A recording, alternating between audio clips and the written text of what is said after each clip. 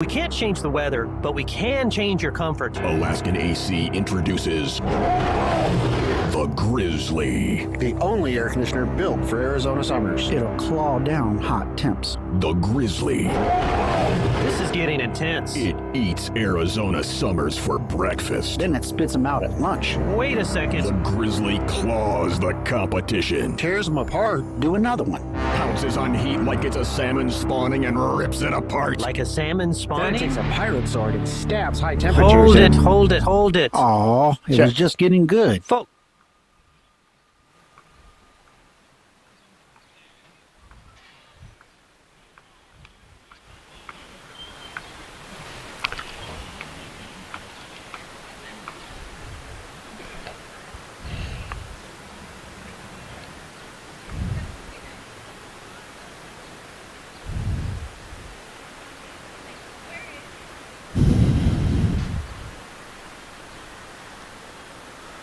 Polson results team. Point by. Of course, those would be your number ones. I think UCLA would be a 2, Oregon State would be a 3, and then the other one to watch is whether Colorado's going to get up to a 4. And the projection right now is that they are up to a 4, whether they can hold on to that.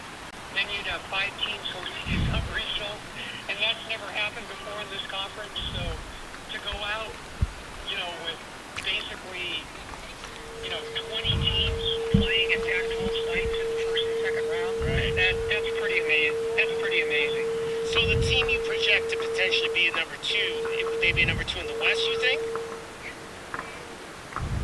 UCLA, you think? Yeah. Temporarily closed due to inclement weather. Please head into T-Mobile. Everywhere. Wildcats fans can listen to us everywhere on our all-new app. Now available from the Google Play Store and the App Store for iPhone users. The home of the Wildcats is everywhere. This is Wildcats Radio 1290. DK on the Sports Tip on Wildcats Radio 1290. All right, we are back out here at the Toshiba Plaza here in Las Vegas. It is the Pac-12 men's basketball tournament. We are back live with you. We are also back streaming on our video side as well. We took a little break from that to attempt to go inside and get interviews with Andy Enfield and Mike Hopkins. That did not quite work out the way that we had hoped it was going to work out. And just to kind of explain to you a little bit about how these events work, we receive a schedule about what's going to be taking place today. And among the things that are taking place were the practices. The Washington Huskies had the first practice of the day here at the T-Mobile Arena, and now the USC Trojans are on the floor, and obviously that is the game that feeds into Arizona's game on Thursday. We were told that there would be informal media availability with head coach Andy Enfield prior to USC's practice, as well as an informal media availability with Mike Hopkins after Washington's practice. The problem is that there were no other media that showed up except for me. And neither one of those coaches was interested in jumping ahead of their game coming up tomorrow to talk about Arizona, which was not really my intent anyway. I was just going to ask them more about their teams and get some information in that respect versus what they felt about Arizona. So we didn't really get anything out of that whole thing right there. Neither coach talked because there was nobody else to talk to but me. The silver lining, DK, is you do not have to go to the gym tonight. There you go. Because you ran through the whole damn building in the last 20 minutes. Yeah. I had to go get my credential. That was a little bit of a fiasco. Apparently, what credential I have is only for game days. It wasn't a credential that I could use to be in the building today. And so then I had to go back to the credential window, and they had to give me another pass that was actually give me access to the building today. These events are always a lot of fun. Sometimes I don't know, it's a lot of fun, but also they can be a tremendous pain in the butt as well when dealing with a lot of these situations. But look, we've done it enough years that we know how to do it. We roll with the punches, and we try to bring you the most complete coverage that we can, and then we figured if there was an anticipation, we might be able to get into a scrum and hear those two coaches talk that we would do that, but it did not work out. So we will wait. We're good at audibles, though. Yes, we are. We were good at audibles. We had Caleb Love ready to go there, Pac-12 freshman or Pac-12 Player of the Year, and as well as head coach Tommy Lloyd.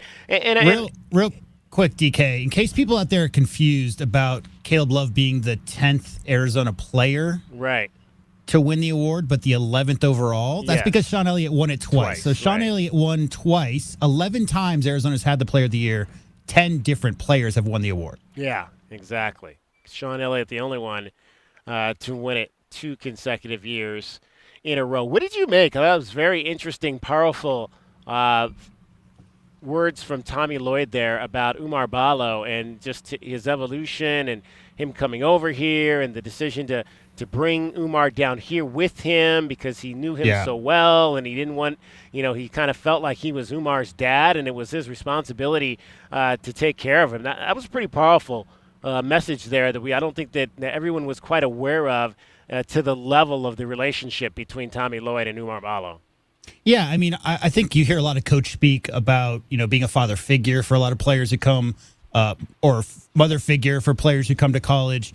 And, hearing Coach Lloyd talk there that, Umar doesn't have a father back home, and Coach Lloyd said he wanted to see the best out of Umar Ballo, and he wanted to be the one because he felt responsible and wanted to see it through, right? And being there for him at every step of the way, re-recruiting him to come back down here, and the fact that there were some naysayers, and when he got into town and got on campus, and his first couple times on the court, he was out of shape, and just all the perseverance and belief that Coach Lloyd obviously had. And look at him now. I mean, look at what 9 consecutive double-doubles is just the most recent, but just all the love that he has for the city of Tucson, for the program, for the fan base. I mean, sometimes there's long shots. Umar Ballo is a highly regarded recruit coming in, right? And leaving Spokane to come down to Tucson, as Coach Lloyd said there were some people who maybe doubted that move, but it all works out in the end. You keep at the grind, and you might not happen right away.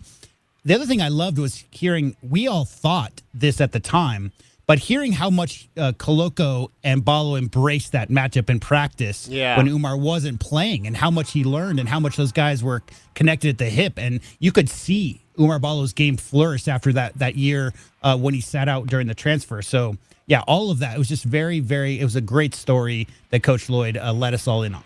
Yeah, indeed it was. And just the leader that Umar has become. I mean, you hear him talk in these press conferences, the ownership he has taken in this team, and being one of those guys that's out front. You just love to see those types of stories. And again, especially for kids that maybe came over here from another country that, probably didn't know many of them probably didn't know how to speak English. Like Tommy was saying, his mom really doesn't still speak much English. And for them to just come over here and flourish and become leaders on teams, it's fun to watch. It's really fun to watch the process and watch these young men grow up in these instances and in these programs. And like Umar was talking about the other night when he spoke after the game and how he, defended Caleb Love's performance. Caleb did not have a great game against USC, but how Umar had his back, and how, that impressed Kelvin so much about how Umar was, look, we want that guy to take 20 shots, even if he's not making them. We want him to take 20 shots because we have that much faith in him. So it's great to see the leader that Umar has become this season. And it's tough because basketball is such an individual, glamour sport. It's one guy posterizing another, DK. It's not a team posterizing another team, right? So that goes all the way back to the early 80s when Commissioner Stern decided he was going to market the individual, the Larrys and the Magics. You look at what Coach Lloyd talks about. It's we, us, it's team, right? So hearing Mr. Ballo say that about wanting Caleb to shoot, and that's our guy, and we all miss those shots, right? That whole thing. I mean, it's really because at the end of the day, if you're pointing fingers at this time of year, DK, and you're concerned and you're worried about your guy next to you that you don't trust to be able to get it done, then that's not the attitude you take into March. You have to have trust, and you gain trust throughout the season to get to this point where you're running plays. You're not thinking about whether or not somebody's going to knock down a shot. You're just worried about making sure that you make the right basketball play, and everything else will take care of itself. Yeah. 520-848-1290 is the number to get in on the program. 520-848-1290. We've got a lot still in store for you in the show today. We're going to be talking with Roxy Bernstein. He's going to join us. He's going to be calling a lot of these games this week here with the Pac-12 Network. And we'll get Roxy's thoughts on the tournament coming up and how he feels about what's about to take place here, the final Pac-12 tournament. Also going to hear from Rory Hoffmeyer. Rory Hoffmeyer from the Pima women's basketball team. She is on a team that is going to the national tournament. In case you weren't with us earlier, the Pima men's and women's teams are both going to nationals. We knew that men were going to go because they were champions one Saturday night. Beat Chandler Gilbert to win the Division II Region 1 championship. The ladies, however, lost in the semifinals last week, so they needed to get an at-large bid to get into that event, that 16-team event, and they did get in as a 13 seed, so probably one of the last teams to get into that event this weekend. So congratulations to the ladies on that respect. So we'll talk to Rory Hoffmeyer about that and get her thoughts as well on her team. And they're 11th in the country right now, ranked. The men are ranked 14th. It's just, again, been a tremendous year of basketball in Tucson between the four programs that we've got, all four who could be going to the tournament. Again, it's really just been fun over the course of the last few years to watch the success of the basketball programs that we've had at both of our schools in town, the University of Arizona and up the road at Pima College. And you know why that is, DK? Why is that? It's because Tucson, Arizona is a basketball town. Yes, it is. It is indeed. It is a basketball town. And that's why we love the game and we salute the game and we celebrate the game the way we do in Tucson because it is indeed a basketball town. All right, last night the Suns went on the road and beat the Cleveland Cavaliers, my team. Cavs had a nice early lead in that game. Did not quite work out, though, the way that a Cavs fan would want. But if you're a Suns fan, it worked out very nicely. What do we got on that end, J-Dub? Oh, we got some highlights. Let's hear them. As here's Darius Garland. He's chased by Booker. Goes to the basket, delivers to Allen, and Allen bumps it home with the reverse dunk. Grayson Allen has hit a couple of early threes. Garland looks for an answer, and he finds it. Tell you what, he is riding that hot hand. I like Darius Garland working hard on that dribble. Garland stutter steps. He wants a Jones screen. He gets a Jones screen. Now draws a double, fires a drifting three, and oh my word, Garland. Beal is watched by Merrill. Looks to penetrate. He gets cut off. Beal knocks it down, and as Bradley Beal has opened this ball game 3 for 4. Beal steps into a three. That's rebounded by Laverne. He has done it all, and he'll find Porter, and Porter, the rookie, runs the floor and throws it down. Garland gets it back. He'll hoist a three. What a first half for Darius Garland. The shot clock is off. Durant burst to the basket. Oh, mercy. Well, that was asking a bit much for Jerry to go out one-on-one and guard him. Beal fires. That's batted out by Booker. Another second chance opportunity by the Suns as Allen with that limitless range. Garland for three. He knocks it down. And Derek stepped into wide open space. Mistake by the Suns. Boy, has Garland been productive. He has 30 points. He's 10 of 13 from the field. Speaking of productive, Kevin Durant now has 27. Durant is feeling it. Wow. He got caught in the air as Booker with a hesitation move. Took a bump from Niang. He banks and scores as Booker now has 25. And the Suns will win it here tonight. Your final score, Phoenix 117, Cleveland 111. That's the number 2 in the East, Cleveland Cavaliers, Right, if I'm not yeah. mistaken. Wow, yeah, exactly.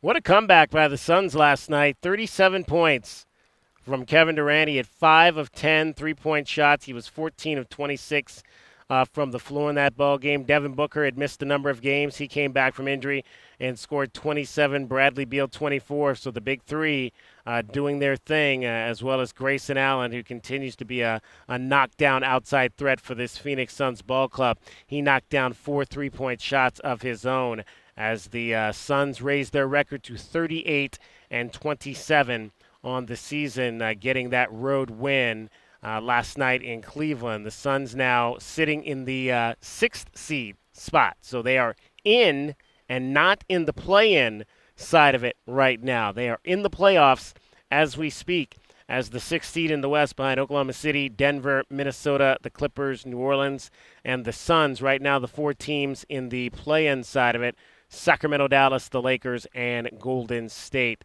hanging on, trying to make the postseason for Steve Kerr. So, and as you mentioned, the Cavaliers right now dropped from 2 with that loss to 3 in the East behind Milwaukee and Boston. Worth mentioning also, DK, that the Warriors in 10 are 5 games up on the Rockets. Right. So they have a bit of a cushion. Those top 10 teams and those 7 through 10 you're talking about being in the play-in games, they're fairly comfortable in that role. I don't know if it's going to change too much. Houston Rockets and Jazz are 5 and 6 games behind the Warriors.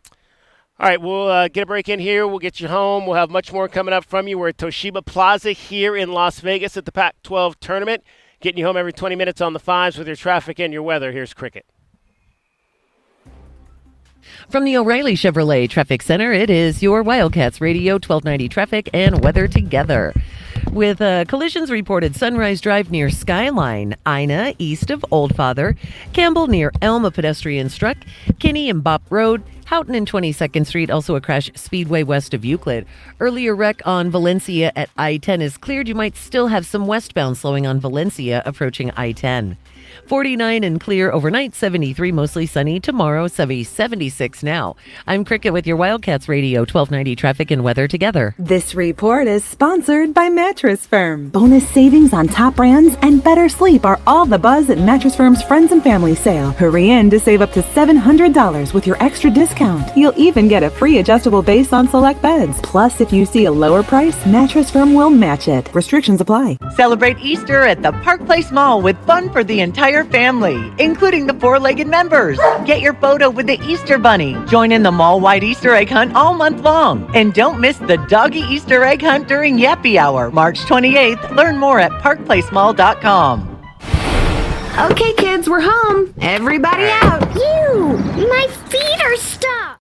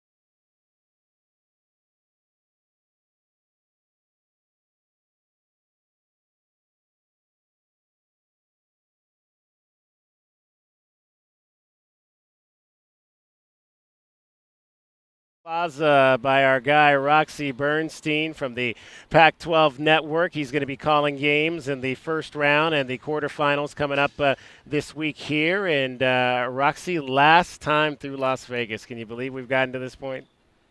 No, and I don't want to believe it, but I know it's the reality, David. Yeah. And I've tried to block it out of my mind that this is it.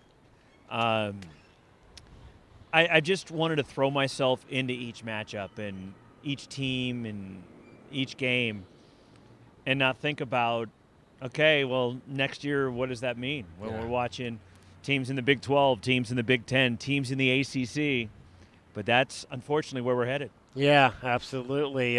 First game of the day tomorrow is going to be Washington and USC. Arizona just coming off a loss to USC. And I'd said before that game Saturday night, I said if there's one team in that lower six I really don't want to play, it's USC because their guys are healthy. They've got athletes. I mean, it's the team now I think we're seeing at the end of the season with 3 straight wins that we thought we were going to be seeing all season long. There's no question. And it took a little bit longer for it to materialize for USC, but a lot of it, as you alluded to, David, were the injuries that they were dealing with.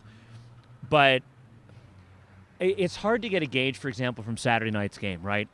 Arizona didn't really have much to play for. They just wrapped up the league title. Where USC, at the same boat, they didn't have much to play for just to keep that momentum going. But they have top-level talent. Isaiah Collier is going to be taken in the lottery. Boogie Ellis is going to be a 2,000-point scorer in his college career. Kobe Johnson has NBA talent. And there's a reason why they were picked to come in second in the preseason poll. Yeah. Well, if they get past Washington, here we are. We just saw it Saturday night. Arizona, USC again. Yeah. Corn Johnson, obviously for Washington, named sixth man of the year this year. What impresses you about his game? It's been about the last month that he has really elevated his play. And he comes off the bench and changes the dynamic for them because, look, Xavier Wheeler's a good point guard, more assists than anybody actively in college basketball. Paul Mulcahy's solid, but neither of them is the threat to score that Corn Johnson is. And Johnson's averaging about 19 points per game over the last 7. And so he changes them. I'm anxious to see what we're going to get from Washington with Mike Hopkins already knowing that he's out when the season ends. How are they going to respond? Are they going to come out? Because it can go two ways.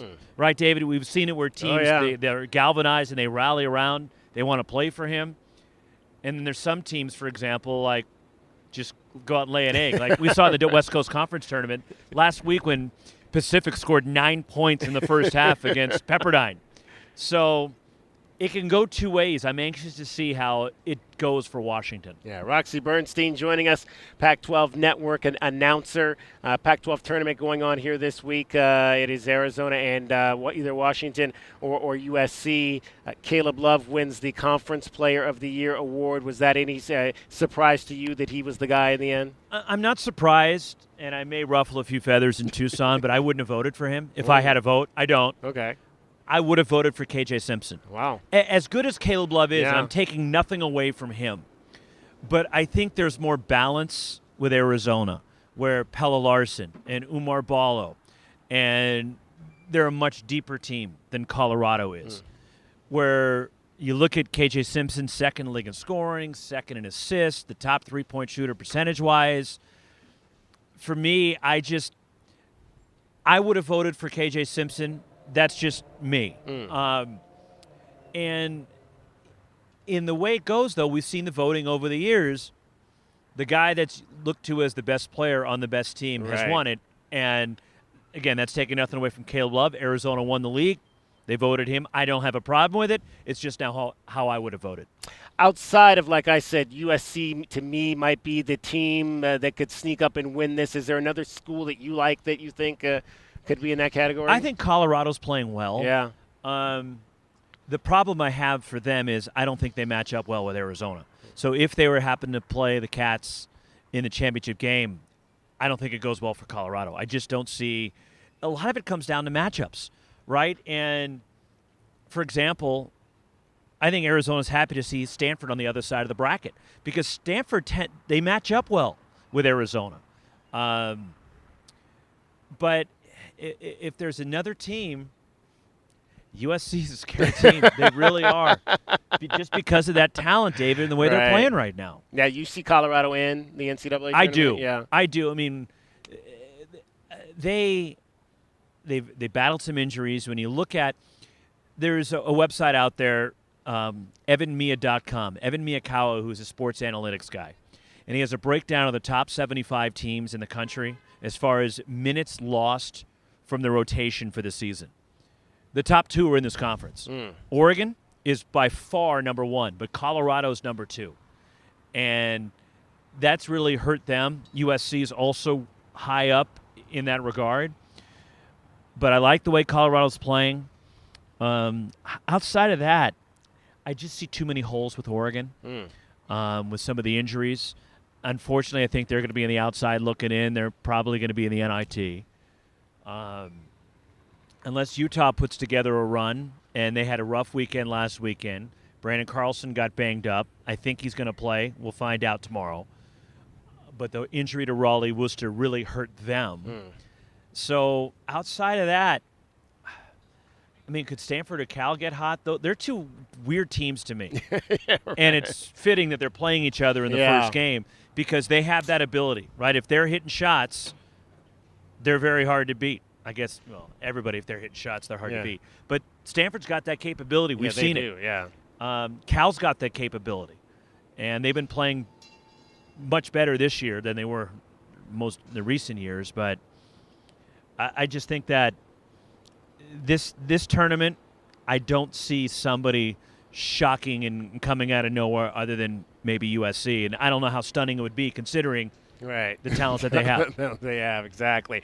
Roxy Bernstein joining us, Pac-12 Network announcer. As we transition, at least Arizona, into this Big 12 era, Roxy, I asked Jeff Metcalf, I had him on, longtime writer with the Arizona Republic earlier. Do you think this is a market that, say, the Big 12 might try to come in and grasp for events like this? Well, obviously, we don't know what the contracts are in terms of how what their long-term commitments are to Kansas City and Dallas and some of their other markets. But I would think with the schools in the four-corner footprint, this would be a market that the Big 12 would want to try to capitalize on. Just observing the way Brett Yormark operates, it wouldn't shock me in the slightest if Vegas came into the rotation for the Big 12. Because of everything that this city offers.